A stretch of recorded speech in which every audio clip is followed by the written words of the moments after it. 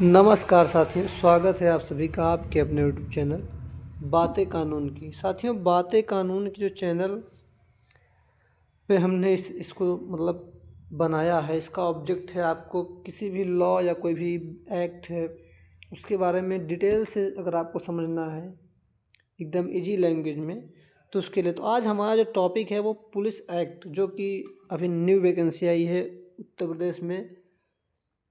UP AP यानी assistant जो prosecution officer की वैकेंसी आई है, उसमें यूपी पुलिस जो एक्ट है उससे लगभग 15 क्वेश्चन जो है वो आपके परीक्षा में आते हैं। तो आज हम इसमें देखिए, जो पुलिस एक्ट है ये पुलिस एक्ट एंड रेगुलेशन ये सिलेबस में पूरा है। तो पुलिस एक्ट जो है एक्ट 1861 का, हम लोग इसके बारे में आज डिस्कस करने वाले हैं। नेक्स्ट वीडियो में हम पुलिस रेगुलेशन वाला जो पार्ट है उसको देखिए। जो पुलिस एक्ट है इससे ज़्यादा क्वेश्चन आते हैं और इसी को ध्यान से पढ़ने की जरूरत है। जो रेगुलेशन होता है पुलिस का उसमें से बहुत कम क्वेश्चन आता है और बहुत लेंदी भी है। उसमें कई सारे चैप्टर हैं, उसमें सेक्शन के स्थान पे कई सारे पैराज हैं लगभग। उसमें अगर रेगुलेशन की हम आपको बात बताएं तो उसमें तो लगभग उसमें टोटल 4 पार्ट्स हैं। उसमें टोटल जो जिसे इसमें सेक्शन है तो उसमें पैराज हैं, 554 पैराज हैं और टोटल उसमें 37 चैप्टर हैं। तो सारा उसमें पढ़ने की आवश्यकता नहीं है। इसमें कुछ इंपॉर्टेंट चैप्टर, कुछ इंपॉर्टेंट पैराज हैं जो हमको कंसिडर करना है। बाकी पूरे अगर हम पढ़ने बैठ जाएंगे तो एक दो क्वेश्चन के लिए 554 पैराज को रटना वो समय की बर्बादी होगी और उससे कोई मतलब भी नहीं निकलेगा। तो आज हम लोग जो हमारा मेन फोकस रहने वाला, जिससे हमको लगभग 10 से 12 क्वेश्चन जिससे देखने को मिलते हैं, वो है हमारा पुलिस एक्ट 1861 के बारे में। तो आज हम लोग इस एक्ट के बारे में पूरा, इसमें लगभग टोटल इसमें 47 सेक्शंस हैं। तो कुछ जितने भी सेक्शंस हैं सारे सेक्शन परीक्षा के लिए इम्पोर्टेंट है और हमें हर सेक्शन के बारे में कुछ ना कुछ चीज़ें पता होनी चाहिए, बेसिक चीज़ें। तो कम से कम मार्जिनल नोट्स तो सभी का पता होना चाहिए। बाकी अन्य चीज़ें भी, जैसे पनिशमेंट वगैरह के बारे में बात की गई है, उन सारी चीज़ों के बारे में भी हमको जानकारी होनी चाहिए। तो आइए हम लोग स्टार्ट करते हैं। तो सबसे पहले देखते हैं तो इसका जो हमारा ये एक्ट है यूपी पुलिस एक्ट, अगर हम इसकी बात करें तो ये जो इसका जो प्रियम्बल है, प्रियम्बल बेसिकली बात करता है पर्पज़ की, कि इस एक्ट का पर्पज़ क्या है। पर्पज़ अगर हम देखेंगे तो इस एक्ट का क्या है, तो इस एक्ट का जो पर्पज़ है वो है prevention and detection of crime. Prevention and detection of crime, यहाँ आप देखेंगे तो लिखा हुआ है prevention and detection of crime. तो इसका मेन जो ऑब्जेक्ट है वो क्या है, प्रिवेंट करना। कोई भी अपराध हो रहा है तो उसको क्या करना, प्रिवेंट करना, यानी उसको रोकना। और डिटेक्शन का मतलब होता है कि डिटेक्ट, जैसे होता है कि अन्वेषण, एक तरीके से उसको आप इसे इन्वेस्टिगेशन करना कि कहीं भी कोई क्राइम घटित होने वाला है उससे पहले उसकी जानकारी कलेक्ट करना और उसको होने से रोकना। तो इसका एक्ट का जो मेन पर्पज़ है वो वही है कि prevention and detection of the crime. ठीक है। अब इसका और हम बात करें तो जो ये एक्ट है बहुत पुराना एक्ट है। जो है ये कॉलोनियल एरा, यानी कि जब हमारा देश अंग्रेज़ों के अधीन था उस टाइम पे ये एक्ट जो है वो बना गया था। इसका इंटेंट क्या था, इस एक्ट को जो अंग्रेज़ों के द्वारा बनाया गया था, तो इसका इंटेंट था सप्रेशन एंड कंट्रोल, यानी कि जो दमन और नियंत्रण का कार्य, यानी कि जो हमारे देश में वो शासन कर रहे थे, तो इसके गतिविधियों को कंट्रोल करने के लिए क्या बनाया गया था, ये पुलिस एक्ट बनाया गया था। जो कि इसका इन्फोर्समेंट कब से हुआ था, तो इसका इन्फोर्समेंट डेट यहाँ पे आप देखेंगे लिखा हुआ है 22 मार्च 1861, यानी कब से लागू हुआ था, तो 1861 से क्या हुआ था, ये लागू हुआ था। यानी आपको पर्पज़ और इसका एक्सटेंडेड प्रियम्बल में दो चीज़ें आपको ध्यान रखनी है कि इस एक्ट का पर्पज़ क्या है। तो इस एक्ट का पर्पज़ है prevention and detection of crime, यानी क्राइम को रोकना और पहले से पता लगाना, अन्वेषण करना उसका, ये पुलिस का काम है। दूसरा चीज़, इसका इनेक्टमेंट कब हुआ था, तो इसका इनेक्टमेंट हुआ था 22 मार्च 1861, यानी 22 मार्च 1861 से क्या है, लागू है। दूसरी सबसे इम्पॉर्टेंट डिफिनीसन जो हमको कंफ्यूज करती है कि जनरली आप देखेंगे तो जितने भी बहुत सारे मेजर अगर एक्ट की हम बात करते हैं तो उसमें क्या रहता है, जो डिफिनीसन क्लाज वाला सेक्शन होता है वो सेक्शन 2 रहता है। बट जो हमारा ये पुलिस एक्ट है 1861 में, इसमें इंटरप्रिटेशन क्लाज जो है वो सेक्शन 1 है, यानी कि जो डिफिनीसन क्लाज जिसको आप बोलते हैं, तो सेक्शन 1 है। तो ये आपको ध्यान रखना है क्योंकि एग्जाम में कन्फ्यूज कर सकता है। जनरली सबको याद लगता है कि कोई डिफरेंस पूछा तो सेक्शन 2 के किसी सब क्लाज होगा, और ये सब क्लाजेज इसके डिफाइन नहीं बताएगा, बस सेक्शन 1 में इंटरप्रिटेशन क्लाज में कई सारी डिफिनीसन जो हैं वो दी गई हैं। जैसे कि इसमें आप देखेंगे मजिस्ट्रेट की डिफिनीसन है, magistrate of the district, magistrate police, general police district. तो एक एक करके हम देखते हैं। सबसे पहले देखते हैं मजिस्ट्रेट। मजिस्ट्रेट का मतलब क्या होता है, इसमें देखिए लिखा हुआ है मजिस्ट्रेट, वर्ड लिखा हुआ है magistrate. The district, magistrate of the district कौन होता है? Shall means the chief officer charge with the executive administration of district and exercising the power of magistrate. Magistrate is settled whatever designation of the chief officer charged with the such execution administration is। यानी कि देखिए जो chief executive officer होगा किसी district का वो क्या होता है? मजिस्ट्रेट ऑफ द डिस्ट्रिक्ट होता है। चीफ एग्जीक्यूटिव ऑफिसर का मतलब होता है जो मुख्य कार्यपालक अधिकारी होता है, जो कि एग्जीक्यूशन यानी कि जैसे एग्जीक्यूटिव हो, जैसे किसी लॉ को इन्फोर्समेंट करना, ये सारी चीज़ें जो है कि जो चीफ होता है उसका, वही क्या होता है? मजिस्ट्रेट ऑफ द डिस्ट्रिक्ट होता है। दूसरी डिफिनेशन इसमें मजिस्ट्रेट की है, magistrate shall include person. Magistrate का अगर आप देखेंगे कि मजिस्ट्रेट जो होता है वो एनी पर्सन, कोई भी व्यक्ति जो कि exercising the magistrate power in the general police district, यानी कि जो जनरल पुलिस डिस्ट्रिक्ट होती है उस पुलिस, जो जनरल पुलिस होती है किसी डिस्ट्रिक्ट की, उसका जो कंट्रोल उसका जो उसका जो पावर एक्सरसाइज करता है, उनको मैनेज करने का कार्य जो करता है वो मजिस्ट्रेट करता है। ठीक है। और तीसरी डिफिनेशन इसमें दी गई है, जो तीसरी डिफिनेशन इसमें आप देखेंगे दिया हुआ है वो है, तीसरी डिफिनेशन क्या दी हुई है? पुलिस। पुलिस कौन होगा? तो police shall include all person who shall be enrolled under this act, यानी कि जो भी व्यक्ति इस एक्ट के अंदर रजिस्टर है वो क्या है? पुलिस है। ठीक है। अभी हमने जो बात की जनरल पुलिस डिस्ट्रिक्ट, तो जनरल पुलिस डिस्ट्रिक्ट का मतलब क्या होता है? जैसे हमने ऊपर देखा कि जो मजिस्ट्रेट होता है, कोई भी पर्सन जो कि जनरल पुलिस डिस्ट्रिक्ट के मतलब कि पावर अपनी एक्सरसाइज कर रहा है जनरल पुलिस डिस्ट्रिक्ट के अंदर, वो क्या है? मजिस्ट्रेट है। तो मजिस्ट्रेट जो जनरल पुलिस डिस्ट्रिक्ट की बात की है, तो जनरल पुलिस डिस्ट्रिक्ट क्या होता है कि जो स्टेट गवर्नमेंट होती है वो प्रेसिडेंसी कोई भी अपना डिसाइड कर सकती है कि ये एक्ट कहाँ कहाँ पे इन्फोर्समेंट होगा। तो जहाँ जहाँ पे ये एक्ट का इन्फोर्समेंट होगा, जहाँ जहाँ जिस एरिया में वो एक्ट जो है ये यूपी पुलिस एक्ट जो है 1860 में लागू होगा, वो क्या होगा? जनरल पुलिस डिस्ट्रिक्ट कंसिडर किया जाएगा जिस डिस्ट्रिक्ट में ये एक्ट लागू होता है। ठीक है। अब बात करते हैं, अगला वर्ड है हमारा डिस्ट्रिक्ट सुपरिटेंडेंट या डिस्ट्रिक्ट सुपरिटेंडेंट ऑफ पुलिस। जो डिस्ट्रिक्ट सुपरिटेंडेंट होता है, इसमें district superintendent of police shall include any assistant district superintendent or any other appointed by general or special order of state government to perform all or any of the duty of district superintendent of police under, यानी कि कोई भी ऐसा व्यक्ति जो कि superintendent of police की power जिसको दी गई है स्टेट गवर्नमेंट के द्वारा एक्सरसाइज करने के लिए अपॉइंट हुआ है, तो ऐसा व्यक्ति क्या होता है? सुपरिटेंडेंट ऑफ पुलिस होता है। जैसे आप देखेंगे कि जो डिस्ट्रिक्ट लेवल पे जो एसपी होता है वो क्या होता है? सुपरिटेंडेंट ऑफ पुलिस होता है, यानी कि वो उसका पूरे डिस्ट्रिक्ट पे क्या होता है? कंट्रोल होता है। तो यही यहाँ पे सिंपल सा उसका मतलब होता है। सुपरिटेंडेंट का मतलब चाहे वो असिस्टेंट हो या डिप्टी हो, तो कोई भी हो, तो जो डिस्ट्रिक्ट सुपरिटेंडेंट के अंदर वो सारे लोग कवर हो जाएंगे। ठीक है। अब अगला वर्ड देखेंगे तो प्रॉपर्टी।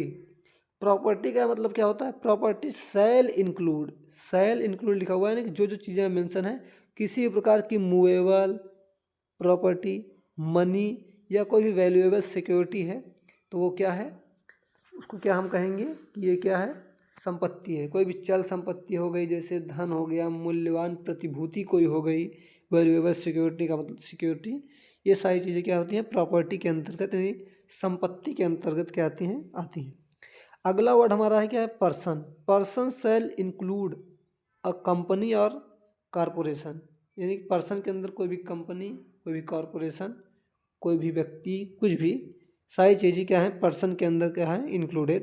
देखिए जब भी वर्ड इंक्लूड लिखा रहता है तो बहुत वाइडर डिफिनेशन होती है।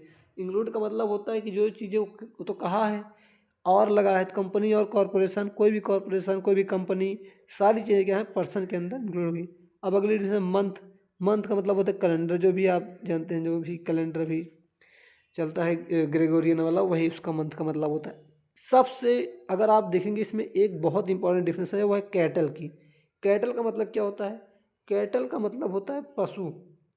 तो पशु जो होते हैं उसकी डिफिनेशन में क्या क्या चीज़ें आएंगी, देखिए जो भी पशु के अंतर्गत अगर आप देखेंगे तो सबसे पहले देखिए cattle shall besides horn cattle, यानी कि ऐसे जानवर जिसमें क्या लगी हुई है, सींग लगी हुई है, जिनकी क्या होती है, सींग होती है। और बिसाइड हॉर्न कैटल इंक्लूड क्या क्या चीज़ इनको, जैसे एलिफेंट हो गया यानी हाथी हो गया, ठीक है, एलिफेंट हो गया इसमें। दूसरा क्या है, कैमल यानी ऊंट हो गया। तीसरा है हॉर्सेज यानी घोड़े हो गए। फिर चौथा क्या, एसेस गधे हो गए। और उसके बाद क्या है लिखा हुआ है, जो जो चीज़ लिखा वही चीज़ें आपको ध्यान रखना है। इसके बाद लिखा है म्यूल्स। म्यूल्स का मतलब वो क्या होता है, ये भी होता है खच्चर जिसको आप बोलते हैं। तो हो गया सीप यानी भेड़ हो गया। फिर अगला क्या लिखा हुआ है, गोट्स बकरी, स्वाइन सुअर, यानी ये सारी चीज़ें।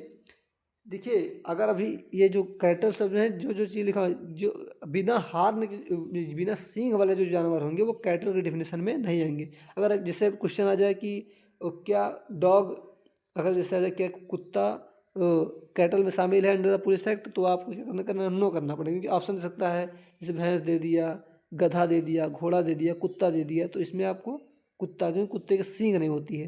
तो सींग वाले जानवर और जो जानवर यहाँ पे मेंशन है वही कैटल के अंतर्गत शामिल होंगे, ठीक है।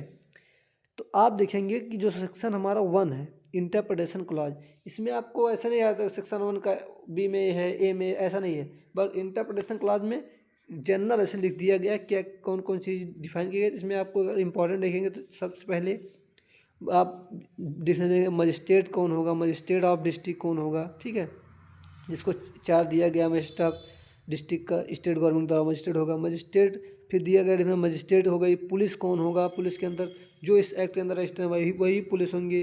पर्सन में दिया गया, कैटल दिया गया, ये सारी चीज़ें आपको इंटरप्रिटेशन क्लाज में दी गई हैं, जिसे आप डिफिनेशन क्लाज भी बोलते हैं, ठीक है। तो अब हम लोग बढ़ते हैं नेक्स्ट सेक्शन की ओर। जो हमारा अगला सेक्शन है वो किस बारे में बात कर रहा है, तो सेक्शन जो 2 है, सेक्शन 2 बात करता है कॉन्स्टिट्यूशन ऑफ फोर्स की, यानी कि जो ये पुलिस फोर्स है इसका कॉन्स्टिट्यूशन कैसे होगा, या कौन इसका कॉन्स्टिट्यूशन करेगा, यानी कि इसको कौन स्थापित करेगा, इसकी ये कैसे बनेगा, ठीक है।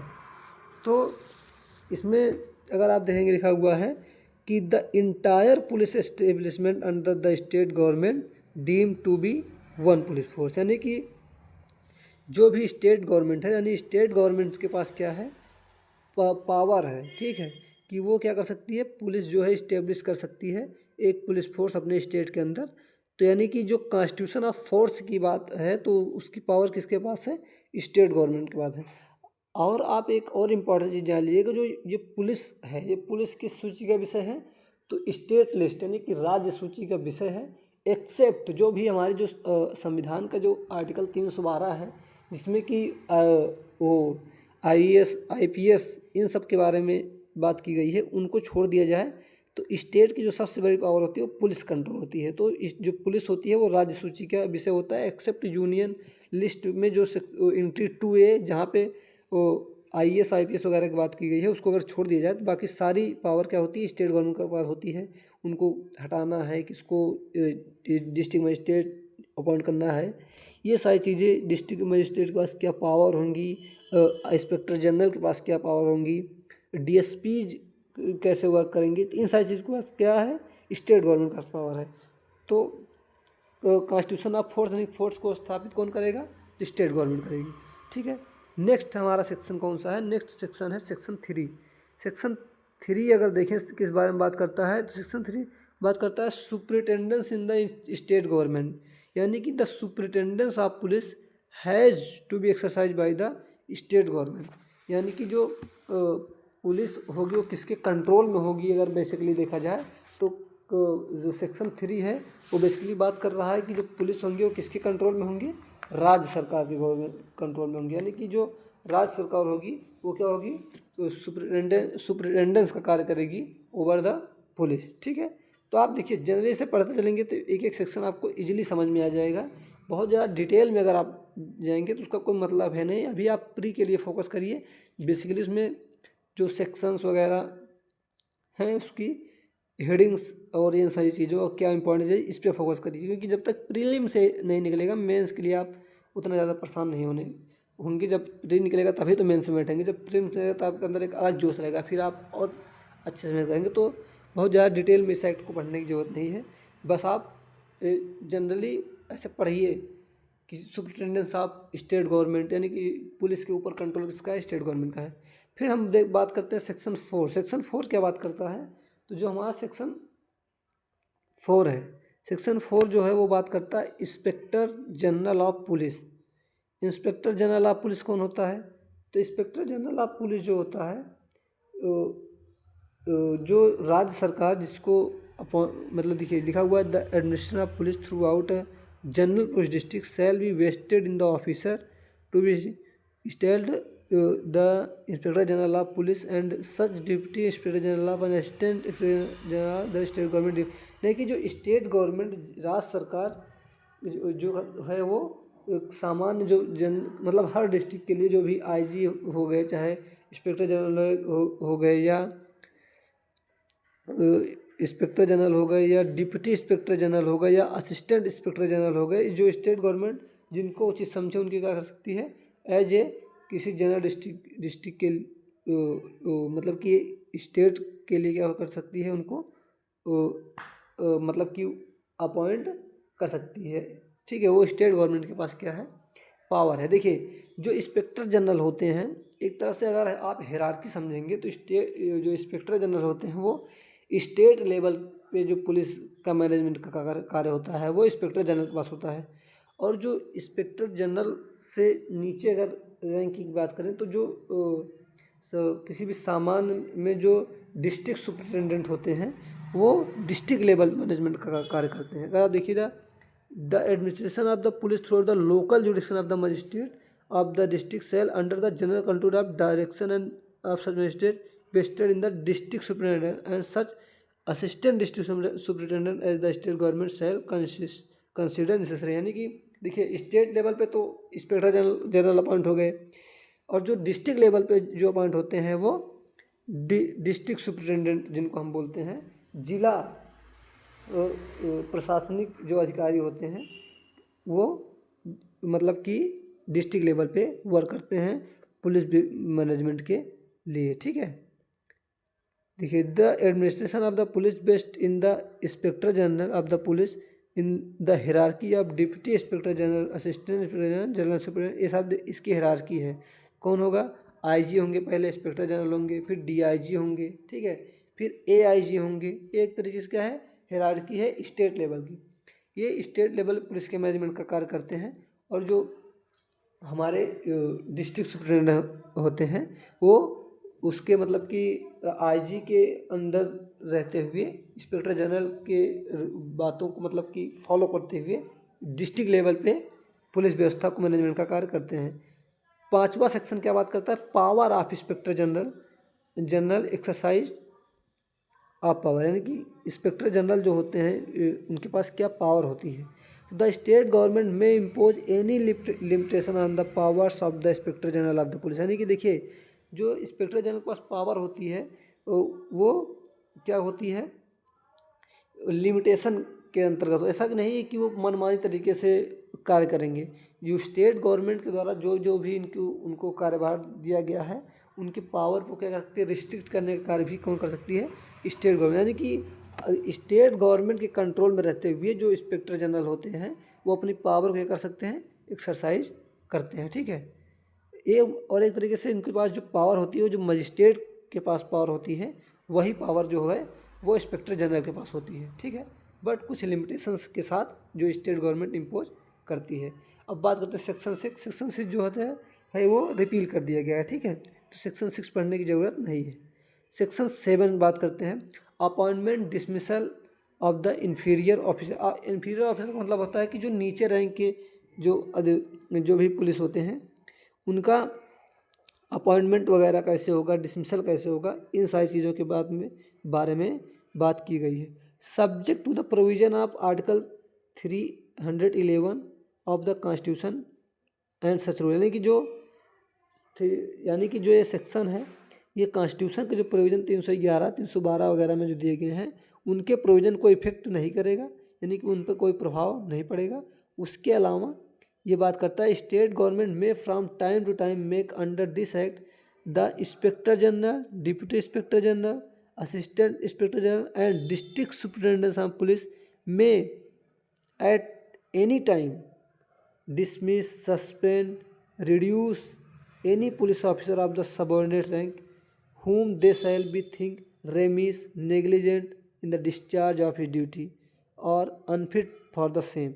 यानी कि देखिए जो इंस्पेक्टर जनरल है यानी कि आईजी, डीआईजी और जो एआईजी और डिस्ट्रिक्ट सुपरिटेंडेंट है, इनके पास क्या पावर है कि जो लोअर रैंक जो भी जैसे कांस्टेबल हो गए, एसआई हो गए, ये लोग जो इनके एक तरीके से इनके सबऑर्डिनेट रैंक में कार्य कर रहे हैं, इनको क्या करना, डिसमिस करना, अपॉइंट करना, ये सारी चीज़ों की पावर किसके पास होती है? तो आईजी हो गए या डिस्ट्रिक्ट लेवल पे डिस्ट्रिक्ट सुपरिटेंडेंट हो गए, इनके पास होती है। और इसमें देखिए लिखा हुआ है ठीक, remiss negligent in the discharge of his duty unfit for service, यानी कि अगर कोई व्यक्ति रेमिस यानी कि अयोग्य एक तरीके से पाया जाता है ड्यूटी के वक्त, या उपेक्षा करता है या अनफिट है, लापरवाही कर रहा है। देखिए रेमिस का मतलब होता है लापरवाही, नेग्लिजेंट मतलब उपेक्षा, और अनफिट का मतलब होता है कि अयोग्य। यानी कि कोई भी रीजन, अगर इन तीनों में से कोई एक रीजन पाया जाता है, मान लीजिए आप ड्यूटी के टाइम पे सो रहे हैं, ठीक है, अयोग्य, आप उपेक्षा कर रहे हैं, किसी को प्रवोक कर रहे हैं किसी अदर पुलिस ऑफिसर को कि वो भी अपनी ड्यूटी से रिफ्यूज करे, अगर इन सब में आप लिप्त पाए जाते हैं, यानी कि आप अपनी ड्यूटी को परफॉर्म सही से नहीं कर रहे हैं जो आपको काम दिया गया है, तो जो आईजी हैं यानी इंस्पेक्टर जनरल और जो उनके नीचे रैंक के अधिकारी हैं, डिस्ट्रिक्ट सुपरिटेंडेंट है, इन सब के पास क्या पावर है कि ये आपको क्या कर सकते हैं, टाइम टू टाइम सस्पेंड कर सकते हैं, कुछ दिन के लिए आपकी नौकरी से निकाल सकते हैं, मतलब कि आपको अनफिट पाने पे सस्पेंड कर सकते हैं आप। Punishment or may any one following punishment में पुलिस ऑफिसर है कि आपको पनिश भी कर सकते हैं। Who shall discharge his duty carelessness, negligent manner or any act his own shall render himself for discharge thereof namely. यानी कि अगर आप इन सब चीज़ों करते हैं, यानी कि 3 ग्राउंड है, रेमिस, नेग्लिजेंट और अनफिट। इन ग्राउंड पे जो आईजी, डीआईजी या जो डिस्ट्रिक्ट सुपरिटेंडेंट ऑफ पुलिस हैं, ये अपने नीचे यानी लोअर रैंक के जो पुलिस ऑफिसर हैं, अगर वो अपनी ड्यूटी का परफॉर्मेंस ढंग से नहीं कर रहे हैं तो उनके सस्पेंड वगैरह कर सकते हैं और उन पर फ़ाइन वगैरह भी इम्पोज कर सकते हैं, पनिशमेंट भी दे सकते हैं। तो क्या है फ़ाइन, क्या है तो fine of any amount not exceeding 1 month पे।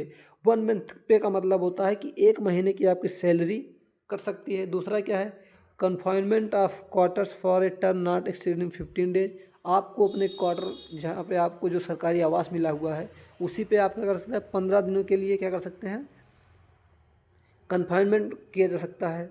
और विथ और मेरे की विदाउट ड्रिल, यानी कि गार्ड अपॉइंट कर सकते हैं कि गार्ड आपको देखता रहेगा आप कहीं आ जा तो नहीं रहे हैं, या बिना गार्ड के भी कर सकते हैं, वो उनकी क्या है मर्जी है। डिप्रिवेशन ऑफ गुड कंडक्ट पे आपका जो अगर बिहेवियर बाद में सही होता है तो क्या कर सकते हैं, ये देखिए अगर आपने कोई गलती की है तो उसके आप गलती मतलब अपनी मार रहे हैं तो आप बाद में ऐसी गलती नहीं करेंगे, आप अपने गुड कंडक्ट रखेंगे। इसके लिए भी आपसे कुछ वो फाइन लगा सकते हैं कि आप इतना पैसा मतलब क्या करेंगे, जमा करेंगे। Removal from any office of the destruction of the special, आपकी कुछ समय के लिए आपको आपकी ऑफिस से रिमूव भी कर सकते हैं। इसमें देखिए सेक्शन जो 7 है मेनली क्या है कि अपॉइंटमेंट भी उन्हीं के थ्रू होता है, डिसमिसल भी उन्हीं के थ्रू होता है। आप जब जैसे आप पुलिस जब भी आप अभी हम आगे जब सेक्शन पढ़ेंगे तो उसमें अपॉइंटमेंट के बारे में बताया गया है। तो इसमें बेसिकली डिसमिसल के ग्राउंड कौन कौन से हैं, रेमिस, नेग्लिजेंट और अनफिट। अगर आप अपनी ड्यूटी को लापरवाही करते हैं, उपेक्षा करते हैं या अयोग्य पाए जाते हैं तो जो आपके हायर रैंक के ऑफिसर यानी कि आईजी हो गए, डीआईजी हो गए या डिस्ट्रिक्ट सुपरिटेंडेंट ऑफ पुलिस हो गए, ये आपको क्या कर सकते हैं, जो इसमें पनिशमेंट आप पे लगा सकते हैं, आपको सस्पेंड कर सकते हैं। जो चीज़ें इसमें दी गई है ये सारी चीज़ें वो कर सकते हैं। इसमें ध्यान देने चाहिए जो पनिशमेंट है, अगर वो उनकी इच्छा पर निर्भर करता है कि वो कितने दिन का आपको पनिशमेंट दे रहे हैं। कि जो भी इसमें लिखा हुआ नॉट एक्सीडेंट 15 डेज, तो 15 दिन से कम है तो 6-7 दिन भी दे सकते हैं। विदाउट, अगर आप ऐसा कोई कार्य नहीं किए हैं तो हो सकता है कि आप गार्ड ना अपॉइंट करें, वैसे ही आपको कन्फाइन करके रख दिया जाए, या कुछ पैसे आपसे जमा करवा दिए जाए फ़ाइन के रूप में कि आप नेक्स्ट टाइम गुड बिहेवियर रखेंगे, या आपको रिमूव कर सकते हैं। ये सारी चीज़ें कर सकते हैं। तो सेक्शन 7 बात करता है इन सब के बारे में, ठीक है। इसमें शॉर्ट नोट्स में अगर देखिए कमेंट लिखा हुआ है, appointment dismissal of any police officer of the subordinate rank such as inspector, sub inspector, assistant sub inspector, constable, इन सब बारे में are govern by the rule made under the article 300 year of the constitution of India. यानी कि इन सब के लिए जो 311 में जो रूल बने हैं वो उसके तहत गवर्न होते हैं। तो उसको इफेक्ट किए बिना अदर जो भी पुलिस ऑफिसर्स हैं उनका डिसमिसल, अपॉइंटमेंट, ये सब इनके द्वारा किया जाता है। नेक्स्ट सेक्शन है सेक्शन 8, बात करता है सर्टिफिकेट टू पुलिस ऑफिसर। यानी कि जब कोई व्यक्ति मान लीजिए सिलेक्ट होता है, या जैसे आप कांस्टेबल बन गए या एसआई बन गए, तो आपको क्या दिया जाएगा, एक सर्टिफिकेट दिया जाएगा कि आप एक पुलिस ऑफिसर बन गए। एक तरह से आई कार्ड जैसे आप समझ लीजिए। Shall receive his appointment a certificate in the form annex to this act under the seal of inspector general of such other officer as inspector general shall appoint. यानी कि जो आपको सर्टिफिकेट दिया जाएगा उस पर सील मोहर किसका रहेगा, इंस्पेक्टर जनरल का रहेगा, या उससे अदर ऑफिसर जो कि उस रैंक का ऑफिसर जो अपॉइंट किया गया हो स्टेट गवर्नमेंट के द्वारा, उसके सील और मोहर के साथ आपको क्या दिया जाएगा, सर्टिफिकेट जो है वो प्रोवाइड किया जाएगा, ठीक है। नेक्स्ट है सरेंडर ऑफ सर्टिफिकेट्स। यानी कि जब अगर आप को डिस्चार्ज किया गया है, या आप ड्यूटी नहीं करना चाहते हैं, नौकरी छोड़ना चाहते हैं, जब आपको क्या करना पड़ेगा, जो सर्टिफिकेट आपको ग्रांट किया जा रहा है उसको क्या करना पड़ेगा, सरेंडर करना पड़ेगा। इमीडिएट उसको आपको क्या करना पड़ेगा, सरेंडर करना पड़ेगा। अगर आप सरेंडर नहीं करते हैं या उसको जमा नहीं करते हैं अपना सर्टिफिकेट्स, तो क्या होगा, आपके ऊपर पनिशमेंट इम्पोज की सकती है। पनिशमेंट के बारे में बात करेंगे, सेक्शन 28 में पनिशमेंट दी गई है। उसमें 200 रुपये का फ़ाइन, 6 महीने तक का कारावास भी है। तो अभी हम जब आगे सेक्शन 28 पढ़ेंगे तब आपको बताएंगे कि सेक्शन जो 8 की बात है वो सेक्शन 28 में पनिशमेंट भी आपको दिया जा सकता है, ठीक है। सेक्शन 9 क्या बात करता है, सेक्शन 9 में बताया गया है कि police officer not resign without leave of 2 month notice. अगर आप पुलिस की नौकरी से रिजाइन करना चाहते हैं तो आपको अपने हायर रैंक के जो ऑफिसर, भी हमने बात की आईजी वगैरह, डीआईजी वगैरह, या जो डिस्ट्रिक्ट सुपरिटेंडेंट, जो यूपी में देखिए, तो यूपी की बात करें तो यहाँ पे जो डीजीपी होते हैं, डायरेक्टर जनरल ऑफ पुलिस, वही आईजी के इक्विवेलेंट जो है होते हैं। तो आप क्या करना पड़ेगा, 2 महीने पहले जो है नोटिस देना पड़ेगा। बट अगर आप स्पेशल यूपी की बात करते हैं तो यूपी में अमेंडमेंट के थ्रू ये जो नोटिस का टाइम है वो 3 मंथ कर दिया गया है। यानी कि यूपी में अगर आप रिजाइन करना चाहते हैं तो आपको क्या करना पड़ेगा, 3 महीने का नोटिस जो है, 3 महीने पहले आपको नोटिस देना पड़ेगा अगर आप अपनी ड्यूटी से रिजाइन करना चाहते हैं, ठीक है। सेक्शन 9 हो गया। सेक्शन 10 में बात करते हैं कि police officer not to engage in other employment. यानी कि अगर आप पुलिस ऑफिसर हैं तो पुलिस ऑफिसर रहते हुए आप कोई और एम्प्लॉयमेंट में जो है वो नहीं कर सकते। अगर आप ऐसा करते हैं तो आपको क्या कर दिया जाएगा, आपको पनिश भी किया जाता है। और अगर आप मान लीजिए किसी इवेंट वगैरह में पार्टिसिपेट कर रहे हैं, कहीं भाषण देने जाना चाहते हैं, आपका नाम आया है, तो आप वहाँ जाने के लिए आपको क्या करना पड़ेगा, अगर कोई अन्य चीज़ में, तो अदर देन ड्यूटी के अलावा कार्य करना चाहें तो बिना इंस्पेक्टर जनरल की परमिशन से आप ऐसा कार्य नहीं कर सकते। यानी कि अपनी ड्यूटी के अलावा अगर अन्य कोई कार्य आप करना चाहते हैं तो उसके लिए आपको रिटन परमिशन चाहिए, इसकी इंस्पेक्टर जनरल ऑफ पुलिस की, ठीक है। बात करें सेक्शन 11, तो पुलिस सुपरविजन फंड के बारे में था, ये अब रिपील कर दिया गया है। तो सेक्शन 11 से हमको उतना ज़्यादा मतलब है नहीं, क्योंकि वो रिपील हो चुका है। अब सेक्शन 12 जो बात करता है, सेक्शन 12 बात करता है power of inspector general to make rule. यानी जो इंस्पेक्टर जनरल होते हैं उनके पास क्या पावर है कि पुलिस में टाइम टू टाइम सब्जेक्ट तो है कि approval of the state government frame such order rules deem to relative organisation classification. यानी कि पुलिस फोर्स को मैनेज करने के लिए कैसे क्लासिफिकेशन होगा, कैसे डिस्ट्रीब्यूशन होगा, जगह जगह पे पुलिस की तैनाती कैसे होती है, इन सारी चीज़ों के बारे में क्या करते हैं, इंस्पेक्टर जनरल के पास पावर होती है रूल बनाने के लिए। लेकिन वो ऐसा नहीं कि रूल मनमानी तरीके बनेगा, रूल भी जो भी बनेगा वो subject to the approval of state government. जो रूल बनाएंगे उसको स्टेट गवर्नमेंट से क्या कराना पड़ेगा, अप्रूव कराना पड़ेगा। जब वो अप्रूव होगा तभी वो रूल जो है इफेक्ट में आएगा, ठीक है। Subject to the approval of state government the inspector general may frame rule and order relative to the organization, classification, distribution of the police force as also other manner, ठीक है। यानी कि पुलिस के कार्यों को मैनेज करने के लिए रूल बनाने की पावर किसके पास है, इंस्पेक्टर जनरल के पास है। किस सेक्शन में, सेक्शन 12 में है। बट किसका अप्रूवल नेसेसरी है, तो स्टेट गवर्नमेंट का अप्रूवल नेसेसरी है, ठीक है। अब बात करते हैं section 13, additional police officer employed at cost of individual. यानी सेक्शन 13 जो बात कर रहा है वो बात कर रहा है कि ऐसे होता नहीं है कि जो प्राइवेट इंडिविजुअल होते हैं जिनको अपनी जो सेलिब्रिटी वगैरह होते हैं उनको अपनी जान का खतरा रहता है, तो वो क्या कर सकते हैं, वो पुलिस फोर्स जो है वो मांग सकते हैं किससे, इंस्पेक्टर जनरल के पास क्या करना पड़ेगा, उनको एक रिटर्न एप्लीकेशन देना पड़ेगा। तो उनके लिए क्या होगा, एडिशनल पुलिस ऑफिसर जो है वो एम्प्लॉयड कर दिए जाएंगे। लेकिन उनका जो पेमेंट वगैरह काम जो उठाएगा वो पर्सन, इंडिविजुअल पर्सन जिसने एप्लीकेशन दिया है, यानी जो एप्लीकेंट है जिसको पुलिस की आवश्यकता है, उसको क्या करना पड़ेगा, पे करना पड़ेगा, ठीक है। यानी कि जो उनकी cost employed at the cost, यानी कि अगर मान लीजिए मैं या आप मान लीजिए अगर बहुत बड़े सेलिब्रिटी हैं और आपको अपनी जान का खतरा है, आप सुरक्षा के लिए पुलिस चाहते हैं कि आपके गेट पर खड़े रहे, आपके साथ रहे, तो आप क्या कर सकते हैं, आईजी इंस्पेक्टर जनरल आप पुलिस के पास एप्लीकेशन देंगे, वो आपके लिए पुलिस ऑफिसर अपॉइंट कर देंगे। लेकिन उनकी पेमेंट जो होगी वो आपको खुद करनी पड़ेगी, ठीक है भाई। जाहिर सी बात है आपकी सुरक्षा के लिए पुलिस स्टेट के लिए होती है, पर्सनल किसी के लिए होती नहीं है। पर्सनल आप चाहते हैं तो आप पेमेंट करिए, आपके लिए अपॉइंट कर दिया जाएगा, बात खत्म। सेक्शन 13। सेक्शन 14 अगर देखेंगे तो appointment of additional force in the neighbourhood of railway and other work. देखिए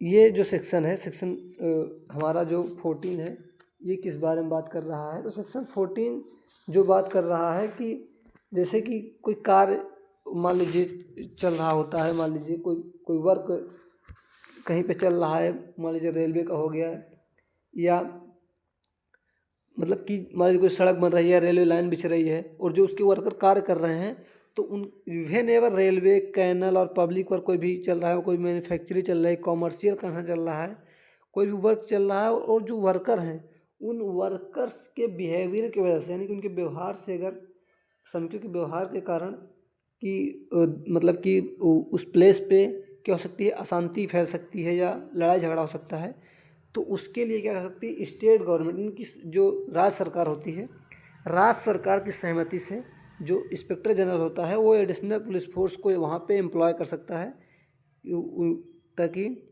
क्या ना हो सके, कोई भी किसी भी तरह की लड़ाई झगड़ा या किसी भी तरह की पीस जो है वो वायलेट ना हो सके। इसके लिए स्टेट गवर्नमेंट की कंसेंट से वो क्या कर सकते हैं, वहाँ पे एडिशनल पुलिस फोर्स का अपॉइंटमेंट हो सकता है। कभी कभी होता है ना कि बड़े बड़े काम चल रहे हैं, कोई भी कैनल बन रही है, कोई भी रेलवे लाइन जो है वो हो रही है, और वहाँ के वर्कर सावधानीपूर्वक कार्य नहीं कर रहे हैं, और उनके बिहेवियर की वजह से क्या हो सकता है, कोई दुर्घटना हो सकती है, आसपास के लोगों को नुकसान हो सकता है। तो उसके लिए एडिशनल पुलिस फोर्स का अपॉइंटमेंट अगर करना है तो स्टेट गवर्नमेंट यानी राज्य सरकार की सहमति से इंस्पेक्टर जनरल ऑफ पुलिस का पावर होती है कि वो उनका अपॉइंटमेंट कर सकता है। अगर आप कमेंट्स में पढ़ेंगे तो the inspector general may with the consent of the state government employ or depute additional force in the neighbourhood of any railway, canal or other public work or any manufacturing or commercial concern at the charge of the person having the control or custody of the fund used carrying for such work। तो उसकी cost कौन पे करेगा, तो state government तो करेगी नहीं। तो जिसके वो वर्क जो चल रहा है, समझ रहे हैं आप, जिससे मान लीजिए कि ठेका दिया जाता है, मान लो प्राइवेट कंपनी जैसे कोई वर्क करवा रही है, ठीक है, तो वो उनसे क्या लिया जाएगा, जो वहाँ पे एडिशनल पुलिस ऑफिसर डिप्लॉय होंगे वो उनका जो उनकी जो वेतन या पैसा जो उनको देना पड़ेगा वो उसी को देना पड़ेगा जिसके अंडर द कंट्रोल में वो वर्क जो है वो चल रहा है। ठीक है, ठीक है, ठीक है, इसके बारे में हम बात करते हैं। तो नेक्स्ट सेक्शन है हमारा सेक्शन 15। सेक्शन 15 किस बारे में बात करता है? देखिए, सेक्शन 15 बात करता है quartering of additional police in disturb and dangerous districts. देखिए, अगर कोई डिस्टर्ब्ड एरिया, मान लीजिए कहीं पे मर्डर हो गया, अब वो एरिया क्या हो चुका है, डिस्टर्ब एरिया हो चुका है, कि फिर से वहाँ झगड़ा हो सकता है, तनाव है, दो धर्म मान धार्मिक विवाद कोई है, ठीक है, डिस्टर्ब एरिया है, तो कोई एरिया डिस्टर्ब एरिया है या नहीं, इसको डिसाइड कौन करता है? तो जो स्टेट गवर्नमेंट बाई प्रोक्लेमेशन यानी कि उद्घोषणा के द्वारा नोटिफाई करेगी ऑफिशियल गजट में कि ये एरिया क्या है, डिस्टर्ब एरिया है, और स्टेट गवर्नमेंट की कंसेंट से अगर वहाँ पे एडिशनल पुलिस ऑफिसर को डिप्लॉय करना है तो जो स्टेट गवर्नमेंट होती है वो वहाँ पे क्या करेगी, एडिशनल पुलिस फोर्स को डिप्लॉय कर सकती है। ठीक है, और इनका जो जो एडिशनल पुलिस ऑफिसर डिप्लॉय हो रहे हैं उनकी कॉस्ट कौन पे करेगा? तो जो वहाँ के इनहेबिटेंट यानी कि जो वहाँ के रहने वाले लोग हैं उनके ऊपर होगा। इनहेबिटेंट के अंदर अगर कौन से व्यक्ति आएंगे, तो इनहेबिटेंट की अगर हम बात करें तो जो वहाँ के जो भूमि मालिक हैं या मकान मालिक हैं जो किराया वगैरह वसूलते हैं, जो वहाँ के निवासी हैं, इनहेबिटेंट हैं, उनके द्वारा वो पे जो है वो किया जाएगा। लेकिन स्टेट गवर्नमेंट की पावर क्या क्या पावर है कि वो एग्जेम्प्ट भी कर सकती है उन लोगों को कि कॉस्ट वो नहीं पे करेंगे, स्टेट गवर्नमेंट करेगी, तो स्टेट गवर्नमेंट ऐसा कर सकती है। ठीक है, तो किसी भी डिस्टर्ब एरिया में अगर आप पुलिस को मान लो एडिशनल पुलिस को लगाना है तो स्टेट गवर्नमेंट बताएगी डिस्टर्ब एरिया क्या है ऑफिशियल गजट में उसकी उद्घोषणा के द्वारा, और जो इंस्पेक्टर जनरल होगा एडिशनल पुलिस फोर्स अपॉइंट करेगा। कास्ट कौन पे करेगा? तो इनहेबिटेंट जो वहाँ के निवासी हैं। ठीक है, और स्टेट गवर्नमेंट जो है क्या कर सकती है, किसी भी टाइम पे उसको कांडू कर सकती है, विड्रॉ कर सकती है। जब भी स्टेट गवर्नमेंट को लगता है कि वो उसका जो ऑब्जेक्ट है वो पूरा हो चुका है तो उसको क्या कर सकती है, क्या कर सकती है, उसको हटा भी सकती है, जब तक चाहे पुलिस लगी रहेगी, नहीं तो हट जाएगी। ठीक है, 15A बात करता है avoiding compensation to sufferers from misconduct of inhabitant or person interested in land. यानी कि जो इनहेबिटेंट मान लो हैं उनके कंडक्ट और बिहेवियर की वजह से अगर कोई व्यक्ति सफ़र करता है, ठीक है, यानी उसको कोई लॉस हो रहा है, तो देखिए एक तरीके से मान लो डिस्टर्ब एरिया जो अभी था जी, तो जो इनहेबिटेंट हैं उनके मिसकंडक्ट की वजह से अगर कोई किसी व्यक्ति कोई लॉस हो रहा है तो उसका क्या करना पड़ेगा, उसको कंपनसेशन देना पड़ेगा। किसको देना पड़ेगा? वही जिनकी वजह से उसको लॉस हो रहा है।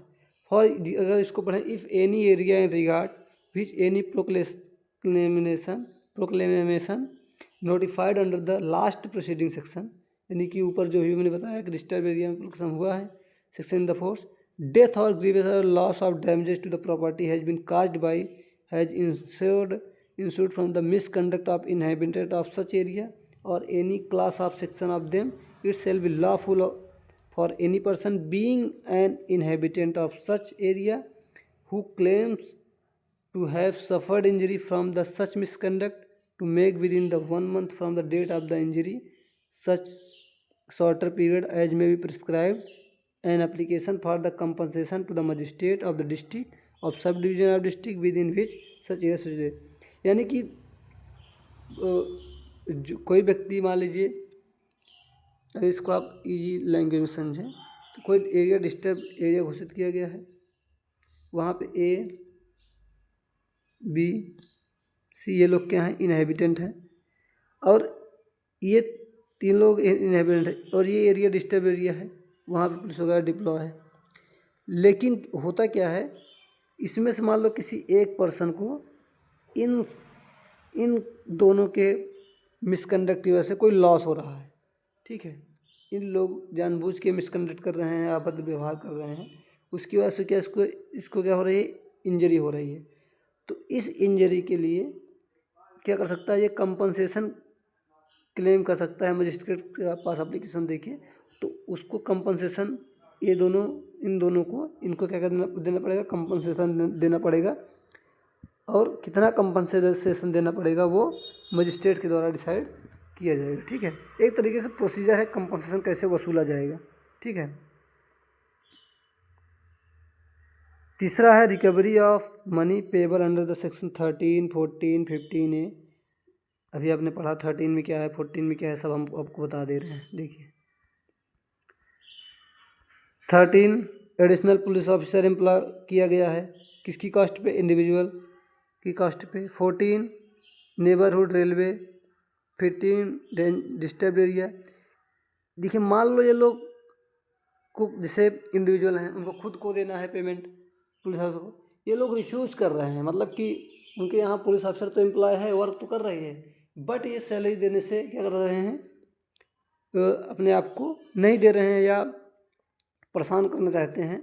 तो उसके लिए सेक्शन 16 में क्या पावर है, रिकवरी की पावर है कि उनसे मनी को क्या किया जाएगा, रिकवर किया जाएगा। किस तरीके से रिकवर किया जाएगा, तो जिस तरीके से फाइन की रिकवरी होती है अंडर द क्रिमिनल प्रोसीजर 22 अब जो नया आ चुका है BNSS के थ्रू, तो जिस तरीके से फाइन रिकवर किया जाता है, जो प्रोसीजर है फाइन को रिकवर करने का, वही प्रोसीजर फॉलो होगा क्या, ये जो मनी पेएबल है उनके द्वारा उन सब चीज़ों को रिकवर करने के लिए। ठीक है, सेक्शन 16 हो गया।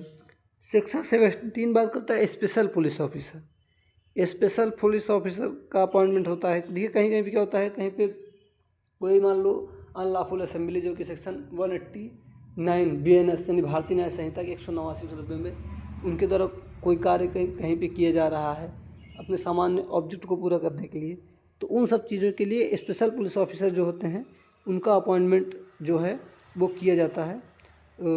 लिखा हुआ इसमें लिखा हुआ any police officer not below the rank of the inspector may apply to the magistrate to appoint resident of neighbourhood the act of special police officer. यानी कि जो इंस्पेक्टर रैंक से नीचे का अधिकारी नहीं होना चाहिए, यानी कि इंस्पेक्टर जो होगा मजिस्ट्रेट के पास अपॉइंट क्या कर सकता है, अप्लाई कर सकता है, एप्लीकेशन दे सकता है कि इस एरिया में क्या हुआ है, दंगा वगैरह ज़्यादा हो रहा है, यहाँ पे स्पेशल पुलिस ऑफिसर की क्या है आवश्यकता है। तो मजिस्ट्रेट क्या कर सकते हैं, स्पेशल पुलिस ऑफिसर को अपॉइंट कर सकते हैं।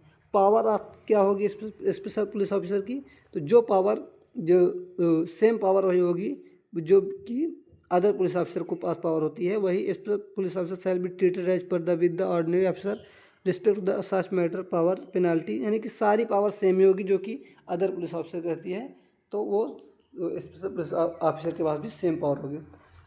Refusal to serve as special police officer section 19 में बात की गई है। अगर कोई व्यक्ति रिफ्यूज करता है तो उसकी क्या किया जाएगा, 50 रुपये का फाइन दिया गया। Any person who without sufficient excuse, यानी कि सफिशिएंट कारण नहीं है, आप जानबूझ के निगलेक्ट कर रहे हैं कि स्पेशल पुलिस ऑफिसर बनने से, तो आपको क्या करना पड़ेगा, shall be liable to punished with the fine up to 15, यानी कि 50 रुपये का फाइन आपके ऊपर इम्पोज किया जाएगा अगर आप निगलेक्ट कर रहे हैं स्पेशल पुलिस ऑफिसर अपॉइंट होने से। सेक्शन 20 बात करता है authority to be exercise by the police officer, कि पुलिस ऑफिसर के पास क्या अथॉरिटी होगी। तो जो अथॉरिटी की बात करें तो जो हमारी भारतीय नागरिक सुरक्षा संहिता है उसको जब आप पढ़ेंगे तो उसमें जो अथॉरिटीज़ पुलिस को दी गई हैं, पुलिस की क्या क्या कार्य हैं, जैसे FIR वगैरह जो प्रोसीजर है, इन्वेस्टिगेशन करना, गवाह की ये सब करना, तो ये जो भी अथॉरिटीज़ दी गई है BNSS में वही अथॉरिटी पुलिस ऑफिसर के पास होती है, वही वो एक्सरसाइज भी करते हैं। ठीक है, सेक्शन 21 बात करता है विलेज पुलिस ऑफिसर। देखिए ये बहुत जो लॉ है बहुत पुराना है, तो बहुत पहले के टाइम में क्या होता है, हेरिडिटरी थी कि पापा पुलिस हैं तो बेटा भी पुलिस बन जाता था बिना किसी एग्जाम वगैरह के।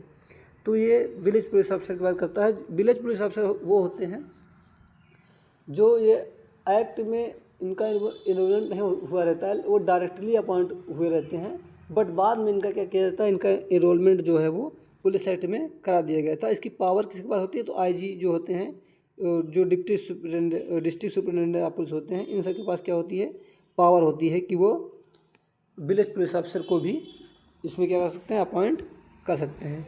एक तरह से बहुत पुराना लॉ है, तो उस समय में जो विलेज पुलिस ऑफिसर पर चौकीदार होते हैं, अलग अलग प्रेसिडेंसी जो होती थी अंग्रेज़ों की, उसमें अपॉइंट किए जाते थे। तो आपको सेक्शन 21 याद करना रखना है कि विलेज पुलिस ऑफिसर की बात कहाँ की गई है, सेक्शन 21 में की गई है, ठीक है।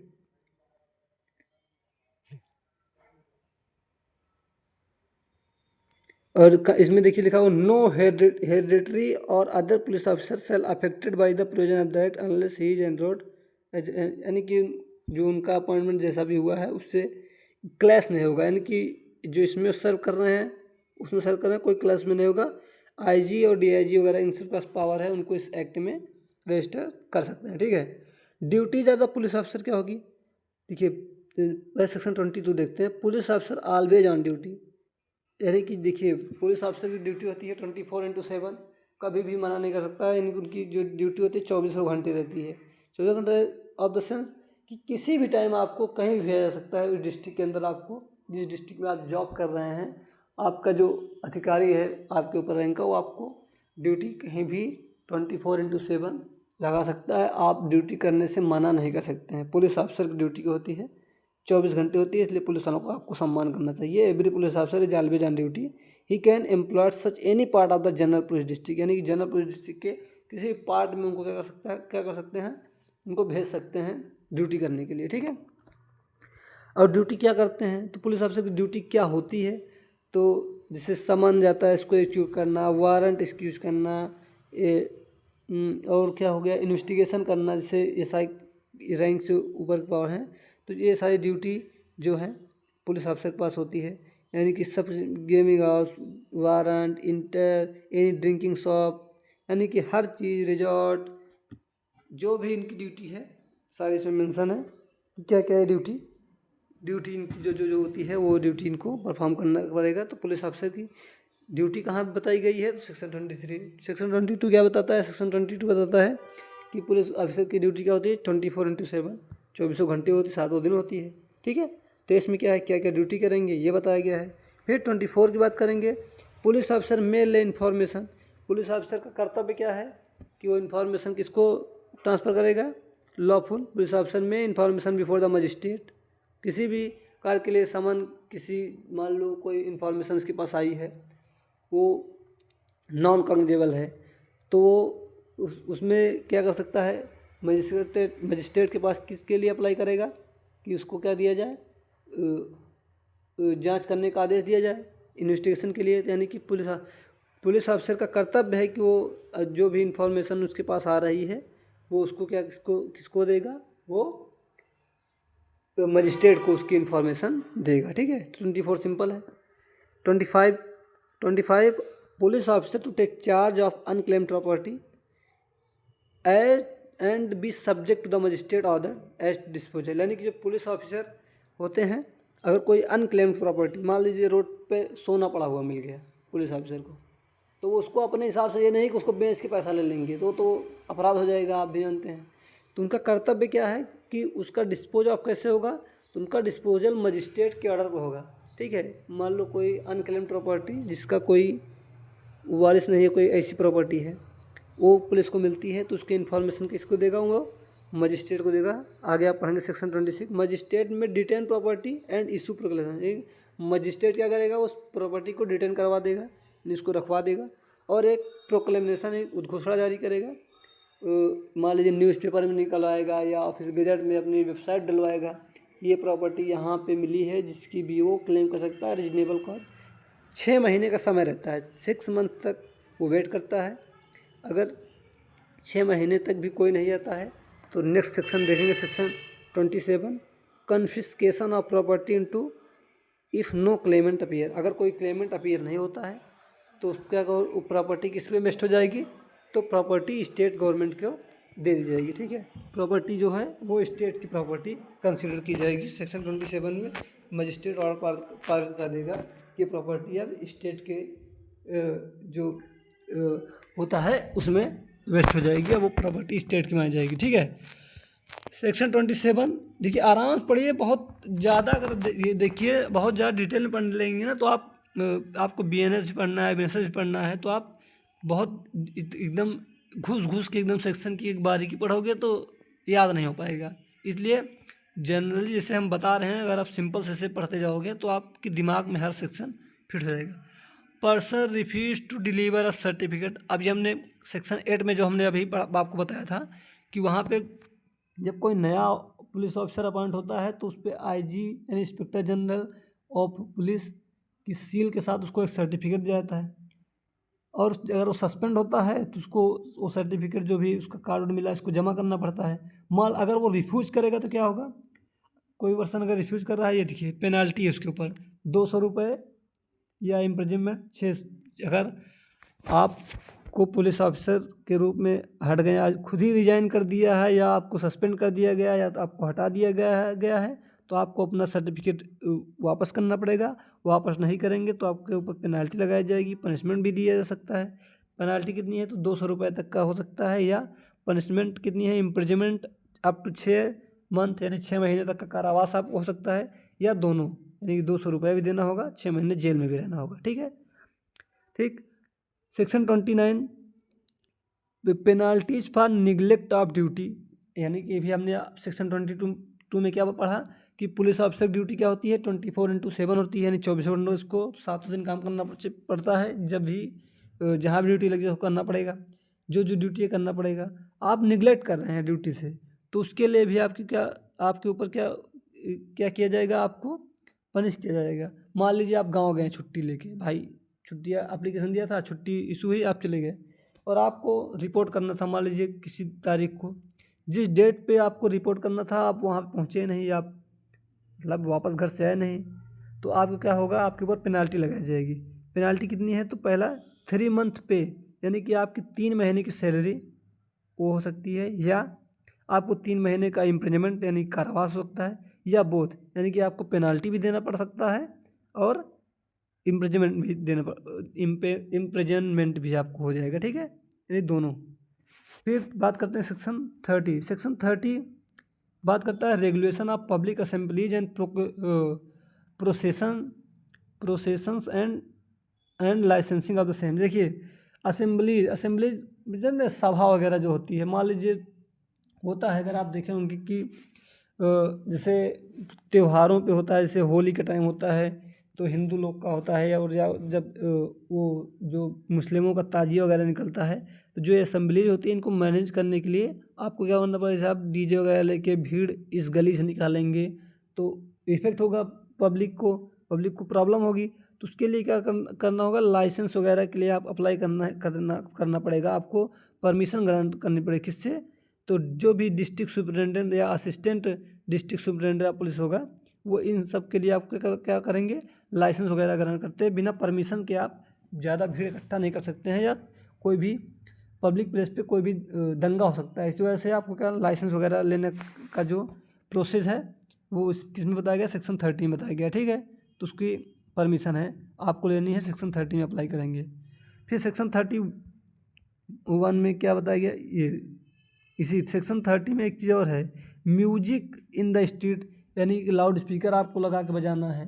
तो उसकी टाइमिंग कब से कब तक होगी, मान लीजिए रात 10 के बाद जैसे नॉट अलाउड है, तो आपको परमिशन लेना होगा तभी आप म्यूजिक गलियों में बजाएंगे। ऐसा नहीं कि आप शहर में मनमानी तरीके से डीजे लगवा के पूरी रात बजाएंगे, ये सब चीज़ें आप नहीं कर सकते। सेक्शन 30 में आपको परमिशन लेनी पड़ेगी, जो भी डिस्ट्रिक्ट सुपरिटेंडेंट ऑफ पुलिस होगा तभी आप ऐसा कुछ कर सकते हैं, और जो जितने टाइम के लिए वो आपको दिया रहेगा उतना ही टाइम आप वो सब कर सकते हैं।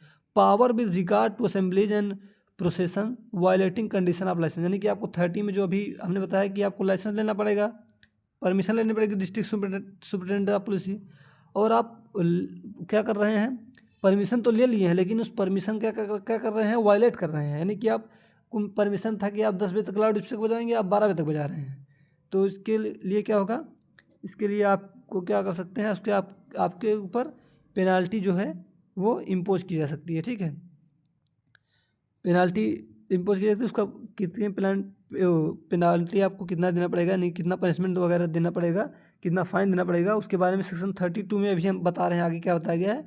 और सेक्शन 31 में बताया गया है police to keep order of public roads, यानी कि जो पुलिस की ड्यूटी है कि जो पब्लिक रोड्स पे अगर कोई रोड्स या स्ट्रीट रोड्स हैं इन सब पे क्या करना, कीप करना, ऑर्डर को मेंटेन करना in the public street throughout the ghats landing places public resort, किसी भी स्थान पे। देखिए होता नहीं है कि जैसे कि सड़क है, मान लीजिए सड़क पे होता है कि पूजा जैसे मान लो नवरात्रि चल रही है, पब्लिक वर्शिप, इन सब केस में भीड़ वगैरह होती है, तो रोड के मैनेजमेंट का कार्य यानी कि पब्लिक को कैसे निकलना है, रूट्स को ब्लॉक कर देना, बैरिकेडिंग लगाना, इन सब को मैनेज करने का काम पुलिस का है। ये सेक्शन 31 में बताया गया है। ठीक है।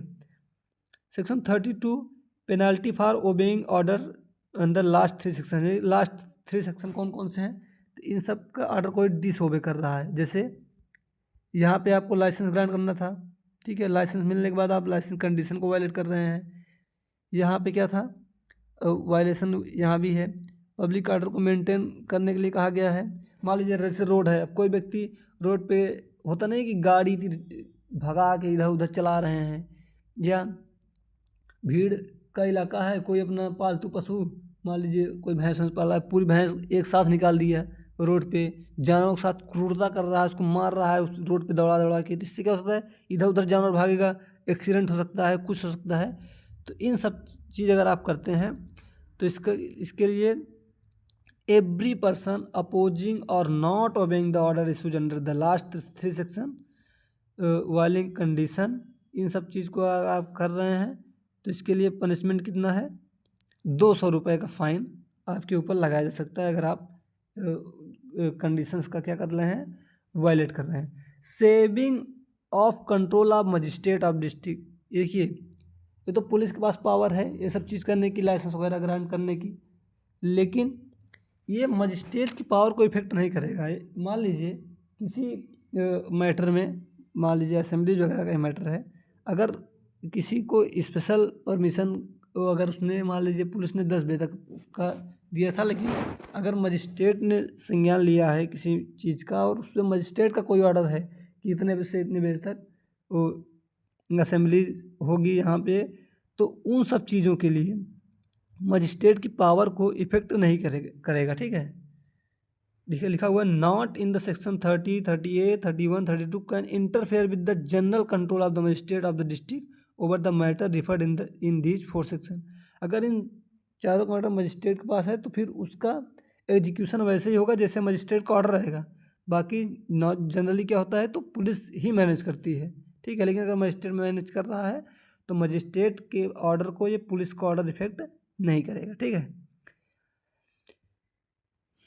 अब देखिए अभी हमने जो बात बता रही थी कि पब्लिक का रोड्स को मेंटेन करने का कार्य पुलिस का है, तो अगर वो punishment for certain offences or road powers of police officer any person who on any road in any open place street throughout fair मेला वाला समय मान लीजिए within the limits of any town which this section shall specially extend the state government commits any following offences obstruction inconvenience of the annoyance, यानी कि risk of danger है, conviction before the magistrate live for the fine नास्ट, यानी कि देखो वही है ये इसमें पूरा 7 ऑफेंस लिखा चुका है कि अगर आप रोड्स पे ये ऑफेंस कर रहे हैं, ये चीज़ें कर रहे हैं, तो उसके लिए आपको कितना पनिशमेंट है, 50 रुपीज़। देखिए पहला चीज़ है स्लॉटरिंग कैटल क्यूरियस राइडिंग, यानी कि आप पशुओं को, ही हमने बताया कि पीट रहे हैं रोड पे, उससे एक्सीडेंट हो सकता है। क्यूरियस राइडिंग, क्यूरियस राइडिंग का मतलब होता है कि आप जैसे होता है ना कि कुछ छपरी टाइप गाड़ी चलाते हैं, हुर्री आते हुए इधर उधर निकाल रहे हैं गाड़ी, इस तरीके से आप ड्राइविंग कर रहे हैं। ठीक है, तीसरा है cruelty to animal, any person who wantonly cruelty beats abuse of, किसी भी एनिमल को आप पीट रहे हैं रोड पे, मतलब भीड़ भाड़ का इलाका है, आप किसी जानवर को क्रुएल्टी निर्दयी पूर्वक तरीके से उसको मार रहे हैं जिसकी वजह से क्या दुर्घटना हो सकती है, तो आपको पनिशमेंट मिलेगा।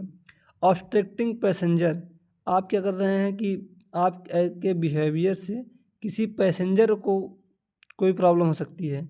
Exposing goods for sale, any person who expose any goods for sale, यानी कि आप देखते हैं रोड पे जो गुड्स वगैरह बेचते रहते हैं, तो अगर आप जहाँ पे बेचना अलाउ नहीं है, आप मान लीजिए वहाँ उस स्थान पे रोड पे वगैरह पे आप गुड्स को बेच रहे हैं। Throwing dirt into the street, आप कचरा वगैरह फेंक रहे हैं गलियों में जहाँ पे लोग रह रहे हैं। Being found drunk of ride, any person, आप पी के पड़े हुए हैं रोड पे, इनके आप taking care himself. Incident expose any person who willfully and innocently exposes his person or any offensive deformity disease commits nuisance by using, यानी कि आपको कोई ऐसा डिजीज है जिसको जैसे ज़्यादा छुआछूत जैसी बीमारी अगर आप है और आप जानबूझ के पब्लिक प्लेस पे जा रहे हैं, लोगों को टच कर रहे हैं, इस तरह का कर रहे हैं। Neglect to protect dangerous place any person, जिसको मना किया गया है कि ये डेंजरस इलाका है, मान लो पुलिस का बैरिकेड लगा रहता ना कि ये खतरनाक इलाका है, यहाँ जाना मना है, आप वहाँ ज़बरदस्ती जा रहे हैं, तो क्या होगा, this section import every police officer take into custody without warrant, यानी कि आप ये जो 8 अपराध हमने ऊपर पढ़े, इस तरह कोई अपराध कर रहे हैं तो पुलिस ऑफिसर के पास पावर है कि आपको बिना वारंट के क्या कर सकती है, गिरफ्तार कर सकती है। ठीक है, 1 से 8 तक जितने ऑफेंसेस हैं, और पनिशमेंट कितना है, या फाइन भी आप पे ऊपर इम्पोज कर सकती है, नॉट एक्सीडिंग 50 रुपीज़, यानी 50 रुपये का फाइन, और आपको गिरफ्तारी हो सकती है बिना वारंट की। सेक्शन 35 बात करता है जुडिक्शन। जुडिक्शन क्या होगा, तो मजिस्ट्रेट का भाई जो जुडिक्शन होता है भाई, the charge against the police officer above the rank of the constable act and inquire into the determined only the officer exercising the power of the magistrate, यानी कि while exercising the power of magistrate, an officer has jurisdiction to inquire into the determine any charge against the police officer of the rank of the constable under this act, यानी कि जो इसमें generally बात की गई है कि जो मजिस्ट्रेट होते हैं उसके जुरिडिक्शन के अंदर ही पुलिस अफसर को जो पावर होती है वो कार। देखिए, अगर आप कोर्ट गए होंगे कभी प्रैक्टिस में तो आप जानते होंगे कि जो मजिस्ट्रेट होते हैं वो एक उनका एरिया डिवाइड होता है कि ये थाने हैं, कि ये मजिस्ट्रेट रहेंगे, ये थाने के हो, तो मजिस्ट्रेट जो वर्क करेंगे वो अपने जुडिक्शन में ही करेंगे, और जो पुलिस ऑफिसर जो होते हैं इंस्पेक्टर या एसआई वगैरह हो गए, सब इंस्पेक्टर हो गए, वो भी उस जुडिक्शन में जो मजिस्ट्रेट अपॉइंट होगा उसी को रिपोर्ट करेंगे। ऐसा नहीं कि आप दूसरे थाने के हैं तो आप ज़बरदस्ती जाके दूसरे मजिस्ट्रेट के पास रिपोर्ट करेंगे, ऐसा नहीं करेंगे। Power to prosecute under the law not, देखिए पुलिस ऑफिसर कोई प्रोसिक्यूशन होना है, जो भी हमने अभी हम लोगों ने पढ़ा है वो ड्यूटी वगैरह रिफ्यूज करने वाला, वो सारी चीज़ तो ठीक ही हैं, लेकिन अगर अदर कोई आपने ऑफेंस किया है तो उसके लिए आपको क्या किया जाएगा, अदर लॉ में प्रोसिक्यूट किया जाएगा। और ये जो सेक्शन जो हमारा जो 1861 का जो ये एक्ट है पुलिस एक्ट, ये उस पर इफेक्ट नहीं डालेगा। अगर आप अदर लॉ में कोई अपराध किए हैं तो आपके ऊपर कार्रवाई होगी, उसके लिए आपको इस एक्ट का प्रोटेक्शन बिल्कुल नहीं मिलेगा। ठीक है, सेक्शन 36 सिंपल यही बात करता है। सेक्शन 37 बात करता है recovery of penalties and fine impose by magistrate, यानी जो मजिस्ट्रेट के द्वारा फाइन वगैरह जो लगाया जाता है किसी व्यक्ति के ऊपर, उसको कैसे आप रिकवर करेंगे, तो वही प्रोसीजर क्रिमिनल प्रोसीजर कोड जो अब BNSS में जो दिया गया है फाइन को रिकवर करने का, ये पुराना इसमें लिखा हुआ है सेक्शन 386 से 389, वो आप नए में देख लीजिएगा, अभी हमने नया मेंशन नहीं किया क्योंकि डायरेक्ट पुराना है, हमें अभी याद नहीं है उतना, तो आप 386 to 389 उसको आप देख लीजिएगा किसमें, BNSS में। तो जैसे फाइन की रिकवरी होती है उसी तरह से मजिस्ट्रेट अगर किसी पर पेनाल्टी लगाया है तो उसका रिकवरी की जाती है। ठीक है, 38 बार करता है procedure until return is meld, ये रिपीट हो चुका है, कोई मतलब नहीं है। 39 ये भी रिपील हो चुका है। 40 भी रिपील हो चुका है। बात करें 41 रिवार्ड, ये भी रिपील हो चुका है। Limitations of action, all action prosecution against any person will not be lawfully brought before anything done or intended to be done under the provision of this act under the general police power hereby given shall be commenced within 3 months after the complaint of the shall have been committed and not otherwise, and notice in which of such action of cause thereof be given defendant or the district superintendent of assistant superintendent of the district in which act was committed 1 month least before the commencement of the action। यानी कि देखिए limitation है कि किसी भी मामले में जो पुलिस एक्शन लेती है तो आपको क्या है कि कोई भी घटना आपसे घटी हुई है तो उसका एक लिमिटेशन पीरियड है कि इतने दिनों के अंदर होगा क्या, आपको रिपोर्ट करना पड़ेगा। इसमें 3 मंथ का टाइम दिया हुआ है, तो आप करेंगे तो तभी उस पर एक्शन होगा, और उसके अलावा एक्शन नहीं हो। देखिए लिखा हुआ है, ऑल एक्शन प्रोजिक्यूशन में B instituted against any person. अगर कोई व्यक्ति को कहा गया है कि कंप्लेंट आई है कि ये व्यक्ति इस अपराध का दोषी है, तो 3 महीने के अंदर, अगर मान लो आज तुमको कंप्लेंट आई है, इसके 3 महीने तक भी आप क्या कर सकते हैं, उसके ऊपर एक्शन ले सकते हैं। By serving 1 month notice writing action to cast जिस व्यक्ति के खिलाफ आप एक्शन लेना चाहते हैं, पहले आप उसको 1 मंथ पहले आप उसको नोटिस देंगे।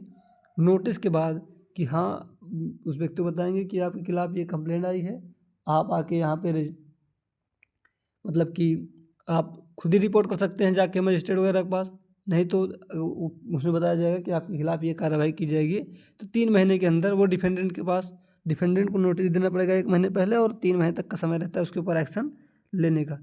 Plea of that act was done under the warrant. देखिए, एनी एक्शन और prosecution can be instituted against any person anything done under this act within 3 month has been committed after giving the 1 month notice cause action prosecution served upon the। जो इसमें हुआ क्या है कि वो जिस व्यक्ति के खिलाफ कोई सूचना वगैरह आई है, जिसके खिलाफ पुलिस को एक्शन लेना है, तो डिफेंडेंट जो है वो किसके पास प्ली करेगा। तो इसमें बताया गया है, लास्ट में आप देखेंगे, द नोटिस में be served upon the superintendent of police और असिस्टेंट सुपरिटेंडेंट ऑफ पुलिस।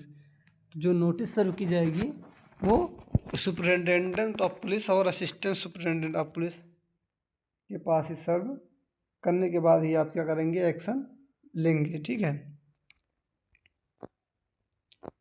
उसके परमिशन के अलावा आप नहीं ले सकते हैं। 44 police officer to keep diary.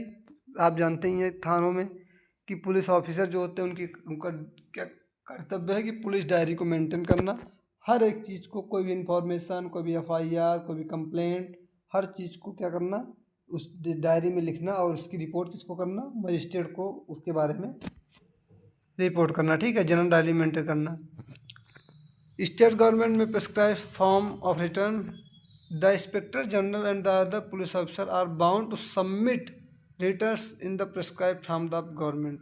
यानी कि जो IG होते हैं, इंस्पेक्टर जनरल होते हैं, अदर पुलिस ऑफिसर हैं, वो कोई भी रिटर्न जो भी होगा वो स्टेट गवर्नमेंट को प्रिस्क्राइब मैनर में क्या करेंगे, रिटर्न जो है वो फाइल करेंगे। फॉर्म ऑफ रिटर्न्स का मतलब क्या होता है, तो भी एक सेकेंड। रिटर्न स्टेट गवर्नमेंट में prescribe form of return the state government में डायरेक्ट, यानी स्टेट गवर्नमेंट के पास क्या होती है, पावर होती है।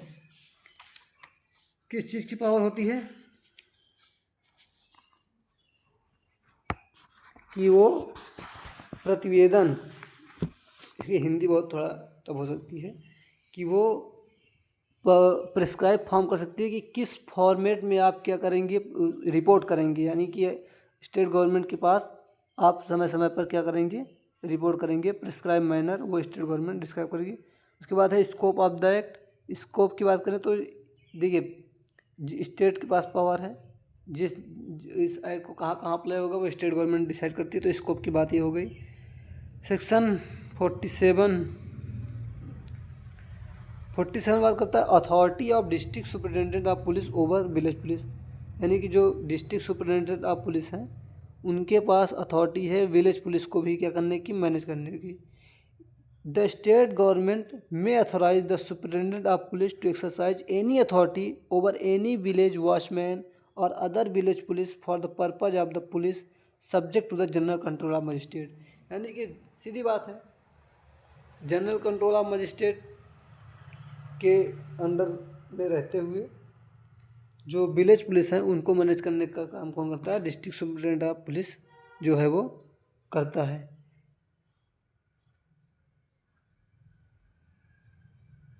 फॉर्म C सेक्शन 8, वो तो सेक्शन 8 हमने आपको बता दिया गया अपॉइंटमेंट वाला। तो बस इतना ही था। अब देखिए, अभी तो हमने पूरा सेक्शन आपने एक से लेके पूरा 47 तक हमने आपको बताया किस चीज़ में क्या दिया हुआ है। अगर आप क्विक रिवीजन के लिए अगर चाहते हैं तो क्विक रिवीजन हम आपको करवा देते हैं। सबसे पहले सेक्शन पुलिस एक्ट की बात करें तो प्रियम्बल, इसका मेन ऑब्जेक्ट क्या है? Prevention and detection of the crime, इसका ऑब्जेक्ट हो गया। कब लागू हुआ? 22 मार्च 1861। सेक्शन 1 इंटरप्रिटेशन क्लॉज यानी डिफिनेशन क्लॉज आप कह सकते हैं इसको।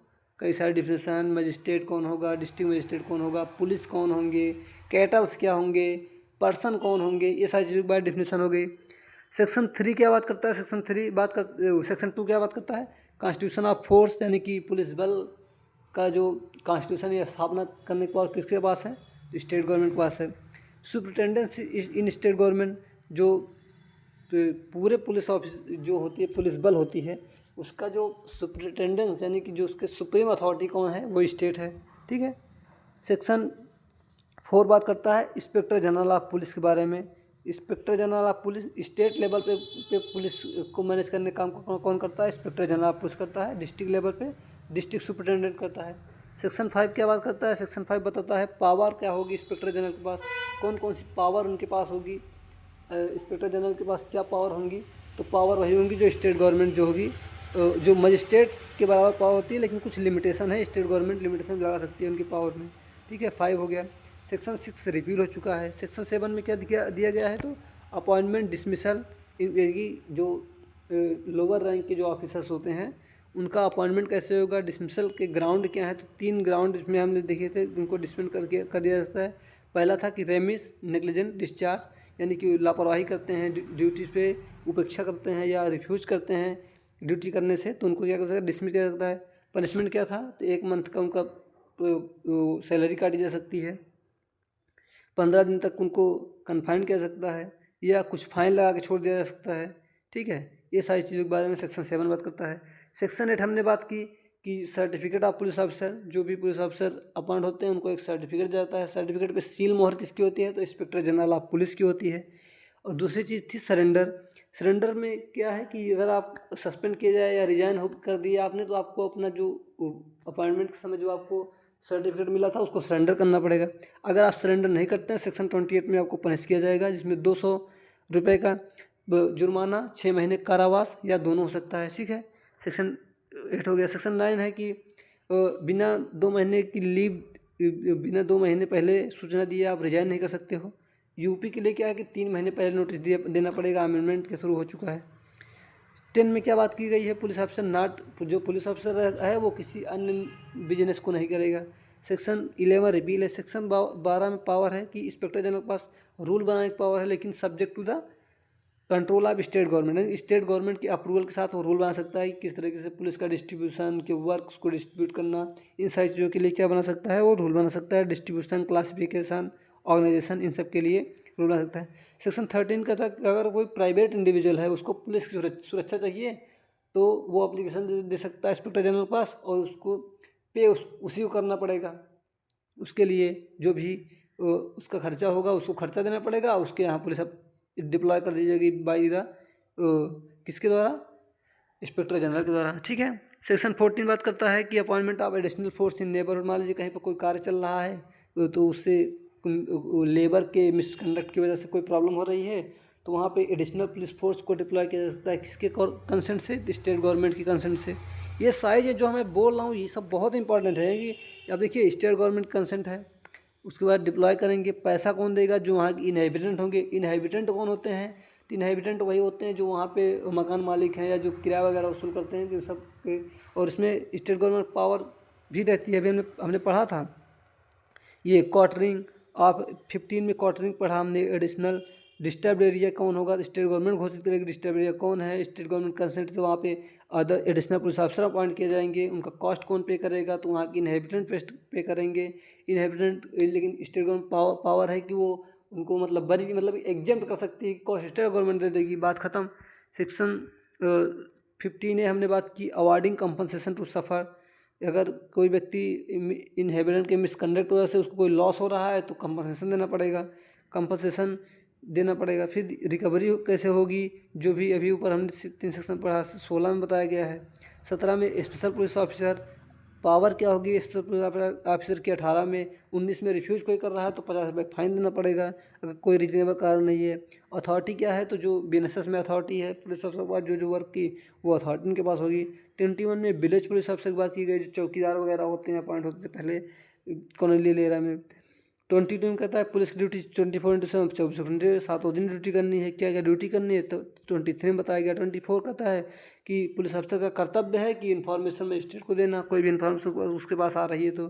25, 26, 27 ध्यान रखेंगे। बात करता है अनक्लेम प्रॉपर्टी। 25 करता है कि अगर कोई पुलिस को अनक्लेम प्रॉपर्टी मिले उसका डिस्पोज ऑफ कैसे होगा। 26 कहता है उसका डिस्पोज ऑफ मजिस्ट्रेट के ऑर्डर से होगा। मजिस्ट्रेट क्या करेगा, प्रोक्लेमेशन जारी करेगा, उद्घोषणा निकालेगा कि अनक्लेम प्रॉपर्टी किसकी है। 6 महीने का टाइम रहेगा। अगर 6 महीने तक कोई भी उस पर क्लेम नहीं करता है तो प्रॉपर्टी किसकी हो जाएगी, स्टेट की हो जाएगी, कन्फिस्केशन हो जाएगा सेक्शन 27 में। फिर हमने देखा सेक्शन 28, अगर अभी हमने पढ़ा था अगर कोई रिफ्यूज़ करता है अपना सर्टिफिकेट वापस करने से तो उसको पनिशमेंट दिया जाएगा। 29 में पेनाल्टी है, अगर कोई ड्यूटी करने से निगलेक्ट कर रहा है तो उसके ऊपर क्या गया 3 महीने का उसका वेतन काटा जा सकता है, 3 महीने कारावास से दोनों हो सकती है। ठीक है। अब चौथा सेक्शन 30, 31, 32 इन सब में मेनली किसकी बात की गई है, तो 30 से स्टार्ट होता है। 31, 30A, 31, 32 इन सब में क्या बात की गई कि जो भी पब्लिक असेंबली, जो भी पब्लिक कोई वर्क असेंबली है, कोई सभा वगैरह हो गई, कोई या हमने बताया ना कोई होली का त्यौहार हो गया, ताजिए वगैरह निकालते हैं जैसे मुसलमान हुए हैं तो, या लाउड स्पीकर की परमिशन लेनी है, तो इन सब बारे में 30 बताया गया है। ठीक है। कोई उसका डिसोबे कर रहा है तो उस पर पेनाल्टी लगेगी।